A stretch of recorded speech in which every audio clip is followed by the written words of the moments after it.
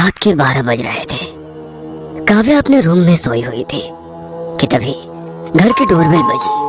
उसे लगा कि घर मालिक जादव काका घर का दरवाजा खोल लेंगे, इसलिए वो सोई रही। लेकिन जब बेल बार बार बजने लगी तब उसे समझ आया कि आज तो घर मालिक जादव और उनका बेटा टॉम घर पर नहीं है, इसलिए दरवाजा उसे ही खोलना पड़ेगा। काव्या 2 हफ्ते पहले ही भाग्य विधाता मेंशन यानी वामन जादव के घर पेइंग गेस्ट बनकर रहने आई थी। घर में केवल 3 ही सदस्य थे, वामन जादव, उनका बेटा टॉम और काव्या। वामन जादव 65 साल के बुजुर्ग थे और उनका बेटा टॉम 30 साल का था, लेकिन पागल था। 30 साल का होने के बाद भी वो छोटे बच्चों की तरह बर्ताव करता था। उसे ज्यादातर अपने कमरे में ही रहना पसंद था।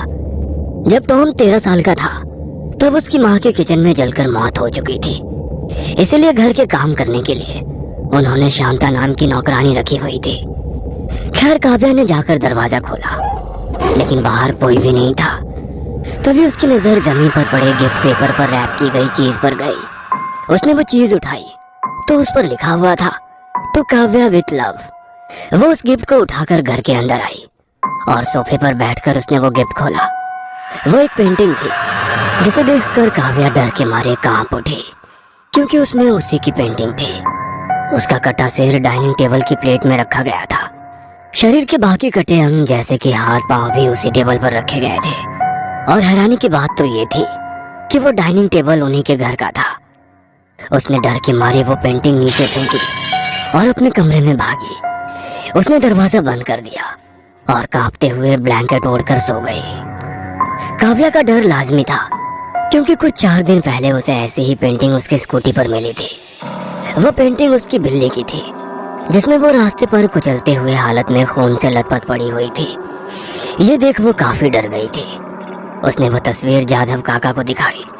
तब काका बोले, अरे यार, डरने की कोई बात नहीं है बेटी। ये तस्वीर जरूर पागल जोसेफ ने बनाई होगी।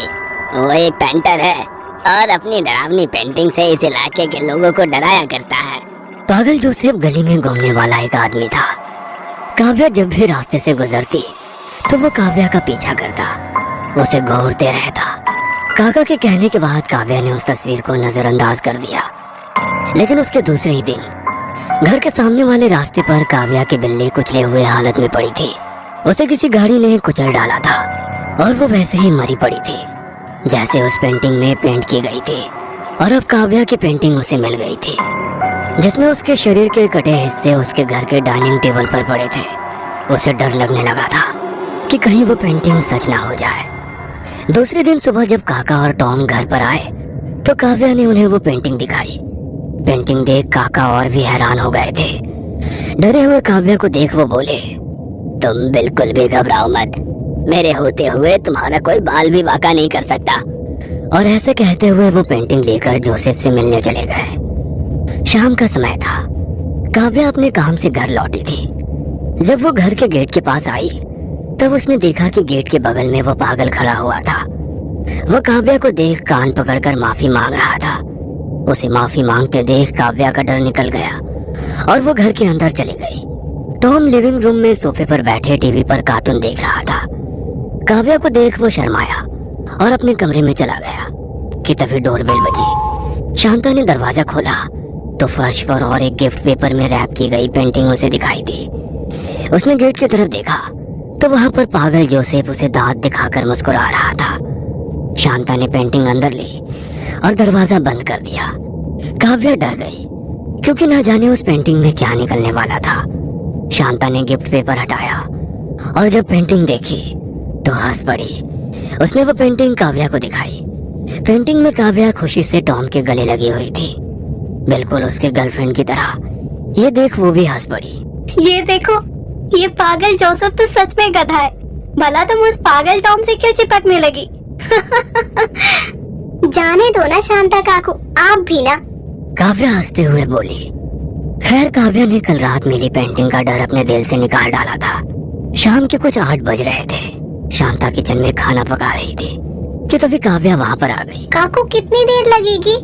भूख से मेरे पेट में चूहे दौड़ रहे हैं। अरे बस 5 मिनट, जैसे ही चावल पक जाएंगे मैं तुम्हें खाने के लिए बुला लूंगी। शांता ने कहा और काव्या अपने कमरे में चली गई। आधा घंटा बीत चुका था, लेकिन अभी भी शांता ने उसे खाना खाने के लिए नहीं बुलाया था। इसलिए काव्या किचन में चली गई तो उसने देखा कि गैस पर चावल जल चुके थे। उसने जल्दी से गैस बंद कर दिया। उसने शांता काकू को आवाज लगाई, लेकिन उन्होंने कोई भी जवाब नहीं दिया।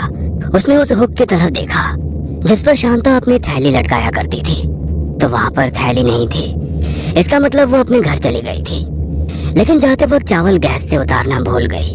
खैर, उसने दाल रोटी खा ली और कमरे में चली गई। रात के लगभग 2 बज रहे थे। काव्या लैपटॉप पर अपना काम कर रही थी कि तभी डोरबेल बजी। उसने सोचा कि जादव काका देख लेंगे, लेकिन बेल बार बार बजने लगी। तब उसे लगा कि शायद बूढ़ा सो गया होगा, इसीलिए वो दरवाजा खोलने चली गई। और जब उसने दरवाजा खोला तो वहां पर एक और पेंटिंग जमीन पर पड़ी हुई थी। उसने आजू बाजू देखा तो उसे कोई भी नजर नहीं आया। पेंटिंग उठाकर वो सोफे पर आकर बैठ गई। जब उसने उस पर से पेपर हटाया तो उसकी आंखें फटी की फटी रह गई, क्योंकि उस पेंटिंग में वो खुद थी। दीवार से उसके दोनों हाथ बंधे हुए थे और उसके सामने काले कपड़े पहना आदमी हाथ में खून से सना चाकू लेकर खड़ा हुआ था, लेकिन उसका चेहरा दिखाई नहीं दे रहा था। उसकी पीठ और सिर का पिछला हिस्सा ही दिख रहा था और पेंटिंग के नीचे लिखा हुआ था, तुम कुछ ही देर में मरने वाली हो। ये देख वो डर गई और पेंटिंग लेकर जादव काका के कमरे की ओर भागी। काका दरवाजा खोलिए, मेरी जान खतरे में है। वह घबराते हुए दरवाजा खटखटाते हुए बोली कि तभी उसे कमरे से आती जादव काका की दर्दनाक चीख सुनाई दी। उनकी खौफनाक चीख सुनकर काव्या डर गई और उल्टे पैर चलने लगी। शायद पेंटिंग में जो खूनी था वो घर में घुस आया था और उसने जादव काका की जान ली थी कि तभी उस कमरे का दरवाजा खुल गया और कमरे में काव्या को वही खूनी दिखाई पड़ा जो पेंटिंग में था, लेकिन उसने अपने चेहरे पर मास्क लगाया था और उसकी सिर्फ आंखें ही दिख रही थी। कटने के लिए तैयार हो जाओ मेरी मुर्गी, ऐसा कहते हुए वो खूनी काव्या की तरफ बढ़ा। काव्या वहां से दूसरे माले पर जाने लगी, सीढ़ियों की तरफ भागी, लेकिन वो जब सीढ़ियां चढ़ रही थी तभी उस खूनी ने उसका एक पैर पकड़ लिया और उसे खींचा। काव्या मुंह के बल सीढ़ियों पर गिर गई। वो चीखी। खूनी उसका पैर खींचते हुए घसीटकर उसे सीढ़ियों से नीचे ले आया। वो खूनी डरावनी आवाज में हंसा और उसने चाकू दोनों हाथों से पकड़ा और वो उसे बस काव्या के पेट में घोंपने ही वाला था कि तभी काव्या ने उसकी पीड़ित जगह पर जोर से लात मारी और खूनी के हाथ से चाकू नीचे गिर गया। वो फर्श पर लेटकर दर्द के मारे कराने लगा। काव्या ने जैसे तैसे खुद को संभाला। उसके चेहरे से खून निकल रहा था। वो घर के दरवाजे की तरफ भागने ही वाली थी कि तभी उसे जादव काका की दर्द भरी आवाज सुनाई दी। काव्या बेटा, मुझे बचाओ। काव्या ने आवाज की तरफ देखा तो जादव काका कमरे से बाहर आए थे। उनके पेट से खून निकल रहा था। काव्या उनके पास चली गई कि तभी उसे पीछे से खूनी की आवाज सुनाई दी। मैं तुम्हें काट डालूंगा। खूनी अपनी जगह से उठते हुए बोला। वह अपने बाएं हाथ से पेट पकड़कर लड़खड़ाते हुए कदम से चल रहा था कि तभी काव्या की पीठ में किसी ने चाकू घोंप दिया। काव्या चीखी। उसने मुड़कर देखा तो जादव काका ने ही उसके पीठ में चाकू घोंप दिया था। उसे कुछ भी समझ नहीं आ रहा था कि उन्होंने ऐसा क्यों किया, लेकिन उसे उसका गुस्सा आया था। उसने गुस्से में उसको जोर से धक्का मारा और वो सिर के बल टेबल के कोने में जा गिरे और नीचे गिर गए। काव्या ने पीछे देखा तो खूनी लड़खड़ाते हुए कदमों से उसकी ओर ही बढ़ रहा था। वो अपने दर्द से अभी भी उबरा नहीं था। कौन हो तुम और मुझे क्यों मारना चाहते हो? काव्या ने उस खूनी से पूछा। तब उस खूनी ने अपने चेहरे से मास्क हटाया और उसका चेहरा देखकर काव्या दंग रह गई। उसका मुंह खुला का खुला रह गया, क्योंकि वो जादव काका का पागल बेटा टॉम था कि तभी टॉम ने लड़खड़ाते हुए काव्या के ऊपर चाकू से हमला किया, लेकिन काव्या ने उसका हाथ पकड़ा और कुछ देर हाथापाई के बाद उसने टॉम को धकेल दिया। वो घर के दरवाजे की तरफ भागी और उसने दरवाजा खोलने की कोशिश की, लेकिन वो खुल ही नहीं रहा था। शायद उसे बाहर से किसी ने बंद कर दिया था, इसीलिए वो पास ही के टॉम के कमरे में भागी और उसने अंदर से दरवाजा बंद कर लिया। टॉम उस दरवाजे पर लात मारने लगा। दरवाजा खोल मुर्गी, आज तुझे काटना है, खोल। टॉम बाहर से गुस्से में बोला। काव्या डर गई और दरवाजे से पीछे हट गई। कि तभी उसकी नजर कमरे की दीवारों पर गई और डर के मारे उसके पैरों तले जमीन खिसक गई, क्योंकि दीवारों पर बहुत सारी डरावनी पेंटिंग थी, जिसमें किसी पेंटिंग में टॉम तो किसी में जादव काका लोगों का खून कर रहे थे। साथ ही में कुछ पेंटिंग में सर कटी लाश, जली हुई लाश, हाथ कटी लाश, ट्रक के नीचे कुचली हुई लाश, ऐसी बहुत सारी डरावनी पेंटिंग्स थी। उन्हीं पेंटिंग्स के बीच उसे अपने बिल्ली की कुचली हुई लाश की पेंटिंग भी दिखाई दी। इसका मतलब वो टॉम ही था जिसने वो पेंटिंग बनाई थी और बाद में उसकी बिल्ली की जान भी ली थी। उसी के पास ही में एक ताज़ा पेंटिंग थी जिसकी पेंट अभी भी गीली थी। वह पेंटिंग शांति काकू की थी, जिसमें जादव काका उनका गला रस्सी से घोट रहे थे। इसका मतलब शांता काकू गैस पर चावल चढ़ाकर चली नहीं गई थी, बल्कि जादव काका और टॉम ने उनकी जान ली थी। डर के मारे काव्या की हालत बिगड़ चुकी थी। टॉम अभी भी पागलों जैसे दरवाजे पर लात मारते हुए दरवाजा तोड़ने की कोशिश कर रहा था। काव्या गुस्से से आग बबूला हो गई। बेहिशी दरिंदे पागल कुत्ते, क्या बिगाड़ा था इन मासूमों ने तुम्हारा कि तुमने उनकी जान ले ली? क्या बिगाड़ा था मेरी बिल्ली ने तुम्हारा? क्या गुनाह था शांता काकू का कि तुमने उनकी जान ली? और मैंने तुम्हारा क्या बिगाड़ा है कि तुम मेरी जान लेना चाहते हो? काव्या ने गुस्से में टॉम को कहा, पागल नहीं हूँ मैं भाग्य विधाता हूँ। पेंटिंग बनाकर मैं किसी का भाग्य तय करता हूँ और बाद में वही हो जाता है जैसे मैंने तुम्हारी बिल्ली का भाग्य तय किया था और बाद में वो मर गई। क्या तुम खुद को भाग्य विधाता कहते हो? तुम तो मासूम लोगों को मारने की प्लानिंग कर उन्हें मार डालते हो। तुम पागल खूनी हो और खुद को नसीब बनाने वाला कहते हो। पागल औरत, मैं पागल नहीं हूँ और ना ही वो लोग मासूम थे और ना कि तुम मासूम हो। तुम्हारी बिल्ली गंदी थी, किचन में रखा हुआ दूध पी जाती थी और मेरे लिए कुछ नहीं बचता था, इसीलिए मैंने पेंटिंग बनाकर उसका भाग्य तय किया और उसे कार के नीचे फेंक दिया। तुम हमेशा फोन पर मेरे बाबा को बूढ़ा कहती थी ना, इसीलिए मेरे बाबा तुमसे गुस्सा थे। उन्होंने तुम्हारी पेंटिंग बनाकर तुम्हारा भाग्य तय किया, लेकिन मैंने रो रो कर गिड़गिड़ा कर उन्हें रोका, क्योंकि मैं तुमसे प्यार करता था। मैंने दूसरी पेंटिंग बनाकर हम दोनों का भाग्य तय किया, जिसमें हम दोनों प्रेमी की तरह एक दूसरे की बाहों में थे, लेकिन शांता और तुम मुझे पागल कहकर हंसे, इसीलिए मैंने शांता का भी भाग्य तय किया और उसे मौत के घाट उतार दिया। अब केवल तुम बची हो। तुम्हारा भाग्य तो मेरे बाबा ने तय किया था और उनका तय किया हुआ भाग्य खुद भगवान भी नहीं बदल सकता, इसलिए तुम्हें मरना होगा। बाबा और मैं तुम्हें काटकर डाइनिंग टेबल पर तुम्हारा कटा सिर, हाथ पैर सजाएंगे। टॉम पागलों जैसे हंसता हुआ बोला और फिर से दरवाजे पर लात मारने लगा। ऐसा लग रहा था मानो दरवाजा अब कुछ ही देर में टूट जाएगा। उसने चारों ओर देखा, उस कमरे में खिड़की भी नहीं थी, ना ही ऐसी चीज थी जिससे टॉम को मार सके। तब वो टॉम से बचने के लिए अलमारी में जा छुपी। तभी उसे अलमारी में एक दरवाजा दिखाई दिया। उसने वो दरवाजा खोला तो उसे नीचे जाती सीढ़ियां दिखाई दी। वो दिखने में कोई खुफिया तहखाने की तरह लग रहा था। काव्या उस दरवाजे को बंद करके सीढ़ियों से नीचे आ गई। तभी उसे दीवार के पास एक कपड़े से ढकी लाश दिखाई दी। उसका हाथ कपड़े से बाहर आया हुआ था। उसने उस कपड़े को हटाया तो देखा कि वो शांता काकू की लाश है। तभी उसे पीछे से चूहों की आवाज आई। उसने मुड़कर देखा तो पिछली दीवार के पास भी और एक लाश कपड़े से ढकी हुई थी। वो उस लाश के पास चली गई। ना जाने ये लाश किसकी होगी, वो मन ही मन बोली। और उसने जब कपड़ा हटाया तो उसकी आंखें फटी की फटी रह गई। वहां पर जादव काका आंख बंद करके पड़े हुए थे, लेकिन तभी उसकी नजर उनके दाहिने हाथ की ओर गई। उसके दाहिने हाथ में क्रिकेट बैट था। वो समझ गई कि वो एक जाल था।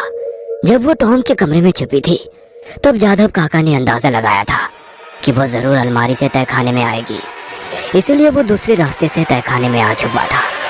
काव्या पीछे हटने ही वाली थी कि तभी जादव काका ने आंखें खोली और उठकर काव्या के सिर में पटक मारी। काव्या जमीन पर गिर गई और बेहोश हो गई। जब उसे होश आया तो उसके दोनों हाथ दीवार से बंधे हुए थे और टॉम हाथ में चाकू लेकर उसके सामने खड़ा था, बिल्कुल उस आखिरी पेंटिंग की तरह। देखा, मैंने कहा था ना कि मेरे बाबा का बनाया हुआ भाग्य कोई नहीं बदल सकता। हाँ।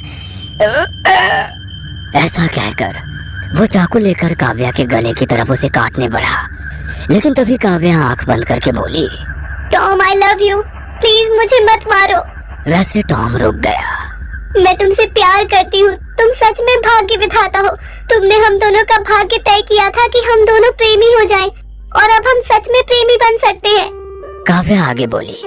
वैसे टॉम के चेहरे पर खुशी छा गई। तभी अंधेरे में खड़े जादव काका आगे आए और गुस्से में बोले, टॉम, ये मौत से बचने के लिए तुम्हें गुमराह करने की कोशिश कर रही है। मैंने इसका भाग्य लिख दिया है, तुम्हारे हाथों कटना इसका भाग्य है।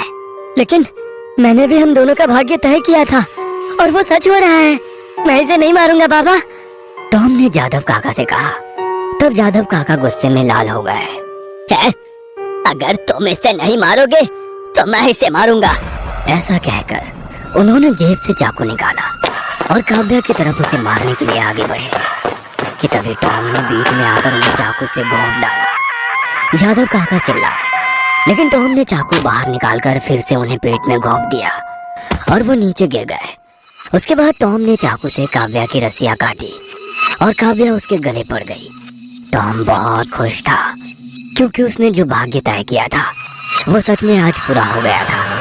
कि तभी काव्या उससे अलग हो गई और बोली, लाओ इधर दो वो चाकू, अब इसकी कोई जरूरत नहीं है। टॉम ने भी हंसी खुशी चाकू काव्या के हाथ में दे दिया। काव्या ने चाकू पीछे फेंकने के लिए हाथ उठाया और अचानक से गुस्से से उसने वो चाकू आगे लेकर टॉम के पेट में घुसेड़ दिया।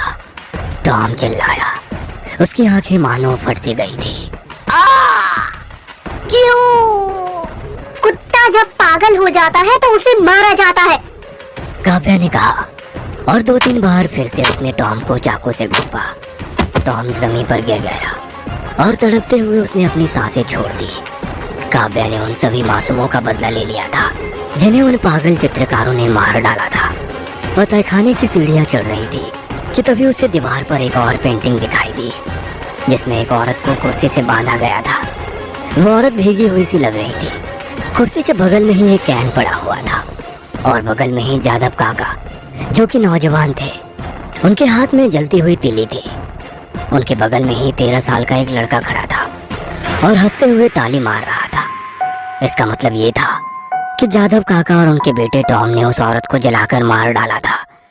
लेकिन वो औरत कोई और नहीं बल्कि खुद टॉम की माँ यानी जादव काका की बीवी थी, क्योंकि काव्या ने उस औरत को जादव काका और टॉम के साथ फैमिली फोटोग्राफ में देखा था।